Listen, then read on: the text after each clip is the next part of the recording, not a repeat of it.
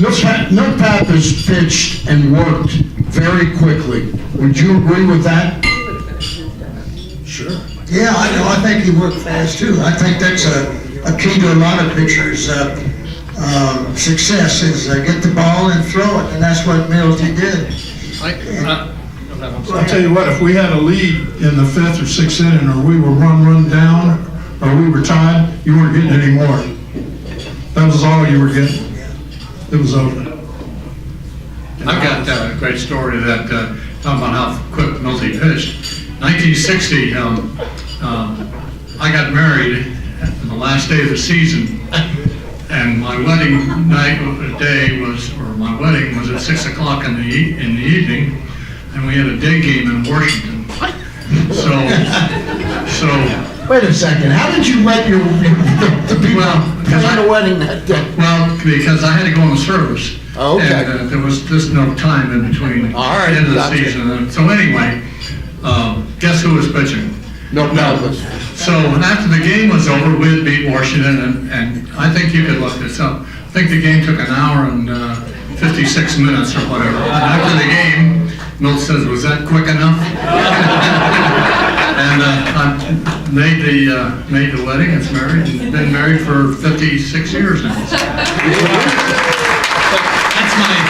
That's probably my best story about how fast or how quick Milty did pitch. Well, it's funny, I brought it up because I had a reason for bringing it up. I was parking cars in Atlantic City, and my boss at the time had the parking concessions at Veterans Stadium. The year was 1972, the year that Steve Carlton won 27 games for the Philadelphia Phillies, who won 56 games for the season. I saw them pitch in late July, and for some reason, I looked it up today, and I cannot remember why in the world the game would have been on a Friday afternoon, but it started at 1:39 in the afternoon. The game was 2 hours and 41 minutes, and Milt gave up a 2-run home run to Willie Montanez in the bottom of the 9th inning. But you talk about a quick game. Carlton versus Milt Pappas, no walks in the game at all. And both of them were 241. 140. Did I say 240? It's 141, I'm sorry, 141. Wow. That's pretty fast. And Milt remembered when I brought it up to Milt one time, he said it was really about an hour and 20 minutes. And I went back and looked it up again, it was an hour and 41 minutes. Bring them back. What's that? Bring back the fast games? 41 minutes. Yeah. Jimmy, Milt Pappas, where's his place in Orioles history? Oh, wow. Well, I think Bill just pretty much defined that. I mean, he's still, 50 plus years later, still in the top 10 in all those categories. I don't think there's any question about that. He's obviously not the number one right-hander because we got one that's in the Hall of Fame. But I think he ranks right there with all the left-handers who aren't, McNally and Cuellar and those guys. Yeah, I mean, I think he would. If I had to say, and going back to Barber, I knew Steve Barber pretty well. Yeah. Steve Barber may have been the only guy that never had a winning record in the minor leagues and won 20 games in the big leagues. And he was a pretty cantankerous guy, and I can guarantee he was looking to get traded. And one thing that never has been mentioned, I don't know this for a fact, but the bottom line is he might have been in that trade, but I'm not sure that Cincinnati was going to take him. I think they won Pappas. I think that, I don't know that for a fact, but I think that's probably a real possibility when Hank Barris supposedly told Milt you're not getting traded. They were trying to trade Steve, and it just didn't work. Before I turn this over, I'm going to thank Harriet, but you know what? I get emotional with these things. You know how lucky we are to have people like this come and pay tribute to the guy that we were talking about. I'm better than that, but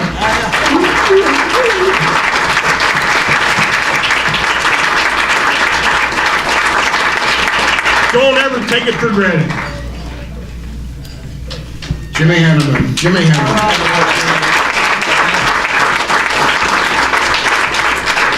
Brooksy, sum up the Milt Pappas here in Baltimore for us. And then we'll ask folks if they got a question or two, and we'll bid adieu, but your thoughts on Milty? Well, we broke in about the same time, and we just were friends for as long as he was here, and long after he was gone. Of course, we didn't see him as much after he left, but we were good friends and remained good friends till he passed away. And I love the guy. I get a little sentimental too, because none of us know what tomorrow holds, but he was terrific, and I've always been enjoyed being around him and playing behind him. Boogie? I feel pretty much the same as Brooksy. Even after we were all through and we were on the other side, Milty always reached out to me, whether I was down in Florida running my marina or whatever I was doing. He'd just call you up and say, "Hey, Booger, how you doing?" And I'd say, "I'm doing pretty good. How you doing, Milty?" And then he said, "Well, I just went to a Blackhawks game or something," whatever he was doing. And we exchanged pleasantries, and we never lost contact over the years. And we had contact even in the last year when we both had similar instances where we both lost a daughter. I lost my daughter at age 44, and I think Milty lost his. How old was his daughter? I think she was a little over 50, I think. Yeah, so we... Was that within about 2 weeks of each other? Yeah, it was about 2 weeks of each other, and it was a real sad time, and we got together and we hang in there, Booger, hang in there, Milty, and I'm really gonna miss him. He was a special friend, he really is. Ronnie? I know you weren't with him as long as these two guys, but... I was traded, but he was always a good friend. We came up pretty close together. He was here just a year before I got here, but real pleasure and joy to play behind. We got along great. Became friends when I played here, and even after I left. And of course, I played in Chicago almost 9 years, and I'd see Milty occasionally, and we'd exchange pleasantries. And I always thought Milt was a special person, and even to this day, when he'd come into town or whatever, we'd see each other. And same kind of guy, he didn't change much, and always great, and I'll miss him. Yeah. Billy?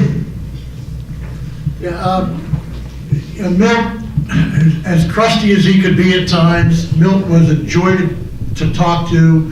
I can't tell you, between Steve Freeman, my assistant, and I, we probably talked to him once a month. He would call or we would call. He always, if he did things with the Cubs, he would let us know what they were doing alumni-wise, so we weren't behind or anything like that. Just a lot of fun to be around. You mentioned George Bush before, Brooks. Yeah. He asked me if I was a fan of the president. I said, yeah, I liked it. I got a photo of George Bush signed in the mail, courtesy of Milt. That was Milt. Always looking to do something for you. A great guy, and just to echo what Jim said, and I'm going to get sentimental too. These guys are the greatest, and you don't know what you have in Baltimore. Honest to God.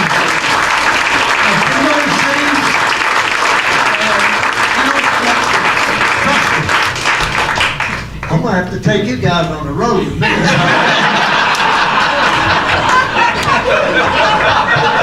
We got one Hall of Famer here in Brooks Robinson. Milt liked to talk. It wasn't a time that he visited Baltimore or I talked to him on the phone.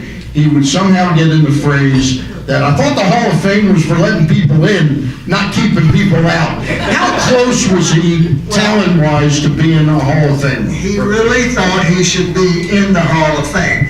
And it's always, this goes on all the time, but a gentleman by the name of Don Drysdale, for the Dodgers. Yeah. And everyone looks at Drysdale's record. I think he won 220 games, which isn't a whole lot. I mean, there's guys that won almost 300 that can't get in. So it's unbelievable, but he always pitted himself against Drysdale. He said, look, I won just as many games as Drysdale, and I don't get any support at all, which he didn't, but that's just the way it is. I don't know, you got 450 riders, and you have to get 75% of that vote to get in, and Milt just never got a lot of support. He was always on the cusp, as they say.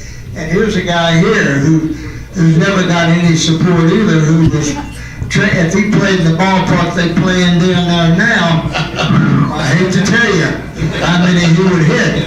Unbelievable. And we played in a tough ballpark. It was a pitcher's ballpark, but I don't want to get into all that, but I'm just saying, I know how many Booger would have hit in that ballpark. But anyway, that's what Milty always felt like.